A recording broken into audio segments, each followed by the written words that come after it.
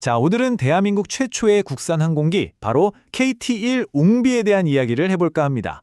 근데 이 비행기 별명이 기적이거든요. 도대체 왜 그런 이름이 붙었는지 그 진짜 놀라운 이야기 속으로 지금부터 함께 들어가 보시죠. 이 기적이라는 말 그냥 나온 게 아니에요.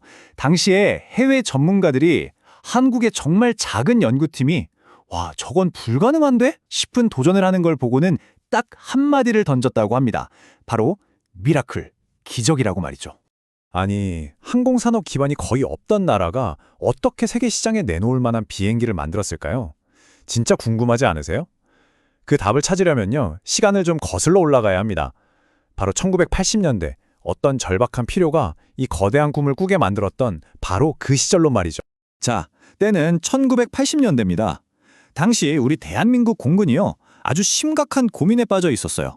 왜냐하면 미래의 하늘을 지킬 조종사들을 키워내야 하는데 그 훈련기들이 너무 낡아서 거의 한계에 다다른 상황이었던 거죠.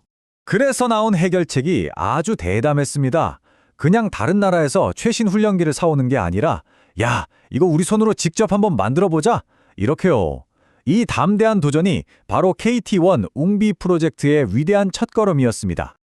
근데 이분들 목표가요, 그냥 배치하는 수준이 아니었어요. 여기 재원을 좀 보세요. 최대 속도가 시속 648km, 거의 650km에 달하고 올라갈 수 있는 높이가 11,000m가 넘어요. 이게 당시 훈련기 시장에서는요, 그야말로 세계 최고 수준의 성능을 목표로 잡은 바입니다. 정말 대단하죠. 하지만 여러분, 세계 최고를 향한 길이 그렇게 순탄할 리가 없겠죠? 그 여정은 정말 처음부터 엄청난 도전의 연속이었습니다. 얼마나 어려웠냐면요, 당시 우리나라에 제대로 된 시험시설 같은 게 거의 없었거든요. 이런 상황에서 우리 비행기 만들겠다 하니까 성공 확률 몇 프로로 봤을까요? 네, 바로 1% 미만. 사실상 불가능에 가깝다고 모두가 생각했던 거죠. 그런데도요, 이런 말도 안 되는 비관적인 전망 속에서 단 34명의 연구팀이 포기를 안 합니다. 1988년에 KTX-1이라는 이름으로 프로젝트가 공식 시작되는데요. 설계도를 그려서 부품을 만들었는데 서로 안 맞는 거예요. 이런 말도 안 되는 시행착오를 수없이 겪으면서도 이분들은 정말 끈질기게 한 걸음씩 나아갔습니다. 그리고 마침내 그 모든 땀과 노력이, 그 모든 좌절과 희망이 단 하나의 순간에 모든 걸 거는 운명의 날이 찾아옵니다. 바로 첫 비행, 우리가 처녀 비행이라고 부르는 그 순간이죠. 1991년 12월 12일, 정말 추운 겨울날 새벽이었어요. 팀원들이 사천 비행장에 모였고요. 오전 10시 10분, 드디어 KTX-1 시제기가 활주를 시작합니다. 그리고 1분 뒤, 마침내 이륙에 성공하죠. 이 수년간의 노력이 앞으로 펼쳐질 단 33분 동안의 비행에 모든 게 걸려 있었습니다. 상상해 가시나요? 시제기가 힘차게 활주로를 박차고 하늘로 솟아오르는 그 순간, 지상에서 정말 초조하게 숨죽여 지켜보던 사람들 사이에서 와 하는 그 환호성이 터져나왔습니다. 하지만 기쁨도 잠시, 이제부터가 진짜 시작이죠. 정확히 33분, 이 시간 동안 조종사들은 하늘에서 온갖 귀체 점검을 수행해야 했고 땅에 있는 연구팀은 할 수 있는 게 아무것도 없었어요. 그저 두 손 모아 기다리는 것밖에는요. 정말 피를 말리는 시간이었을 겁니다. 그리고 마침내 비행에서 가장 위험하다고 하는 그 순간, 바로 착륙의 순간이 다가왔습니다. 모두가 숨을 죽였고 비행기는 정말 흠잡을 데 없이 완벽하게 땅에 내려앉았습니다. 착륙이 성공하자마자 팀원들이 서로를 부둥켜 안고 난리가 났다고 해요. 그 눈물과 환호, 이 완벽한 첫 비행은 딱 한 가지를 증명해내는 겁니다. 모두가 불가능하다고 했던 그 꿈이 드디어 현실이 되었다는 것을요. 자, 이렇게 성공적으로 첫 비행을 마쳤으니 이제 탄탄대로만 남았을까요? 아쉽게도 아니었습니다. 이 최초의 성공 바로 뒤에 프로젝트 역사상 가장 큰 위기, 예기치 못했던 비극이 찾아오게 됩니다. 1995년 11월 25일, 공식적으로 이름을 붙이는 명명식을 며칠 앞두고 시범 비행을 하던 첫 번째 시제기가 그만 추락하고 맙니다. 이건 정말 수년간의 노력이 한순간에 물거품이 될 수도 있는, 어쩌면 프로젝트 자체가 없어질 수도 있는 최악의 사건이었죠. 모두가 망연자실하고 있을 때 사고 원인 조사 결과가 나왔습니다.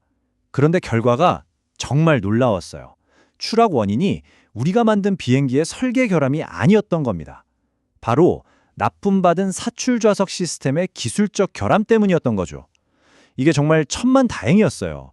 이 사실 덕분에 연구팀은 다시 일어서서 프로젝트를 계속 진행할 수 있는 명분을 얻게 된 겁니다.